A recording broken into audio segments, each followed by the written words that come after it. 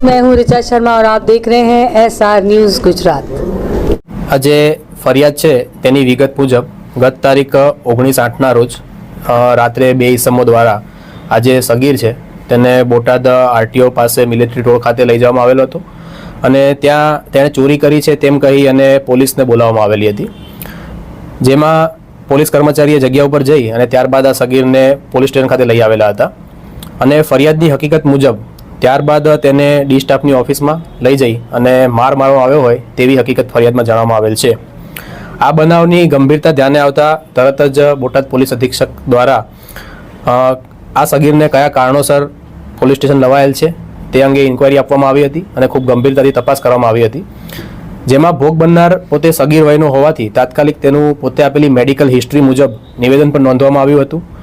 અને આ નિવેદનમાં પ્રથમ જે સ્ટેટમેન્ટ છે તેમાં પોલીસની સારવાર વિશે કે અન્ય કોઈ બાબતે આ સગીર દ્વારા કોઈ આક્ષેપો કરવામાં આવેલ ન હતા। ત્યારબાદ આ સગીર દ્વારા પોલીસ વિરુદ્ધ આક્ષેપો કરવામાં આવતા હોય આ બનાવમાં સંપૂર્ણપણે સત્યતાથી તપાસ થાય તે હેતુસર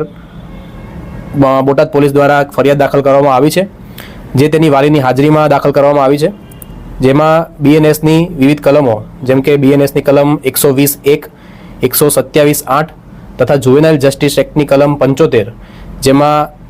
જુવેનાઇલ હોવાથી તથા ગેરકાયદેસર રીતે કસ્ટડીમાં રાખવા બાબતે અને માર મારવા બાબતેની તમામ કલમો હેઠળ ગંભીર ગુનો દાખલ કરવામાં આવ્યો છે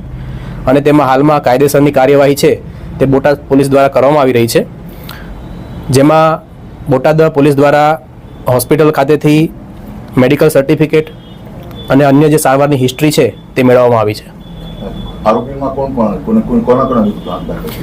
આ જે ફરિયાદ છે તે બોટાદ ટાઉન પોલીસ સ્ટેશનના જે કર્મચારીઓ છે તેમના વિરુદ્ધ દાખલ થઈ છે, જેમાં કૌશિકભાઈ જાની, અજયભાઈ રોગેશ, કુલદીપસિંહ અને અન્ય એક ઇસમ છે તેમના વિરુદ્ધમાં આ ફરિયાદ છે તે આપવામાં આવી છે, જેની તપાસ નાયબ પોલીસ અધિક્ષક શ્રી કક્ષાના વ્યક્તિના સુપરવિઝન હેઠળ ચાલી રહી છે। ખાસ કરીને આરોપીની અટકાયત કરવામાં આવી છે કે બાકી છે? આમાં હાલમાં કાયદાની વિવિધ કલમો હેઠળની જોગવાઈઓ મુજબ કાયદેસરની કાર્યવાહી છે તેની પ્રક્રિયા ચાલુ છે। हाय नमस्कार, मैं हूं अली असगर और आप देख रहे हैं SR news Gujarat. Please like, subscribe and share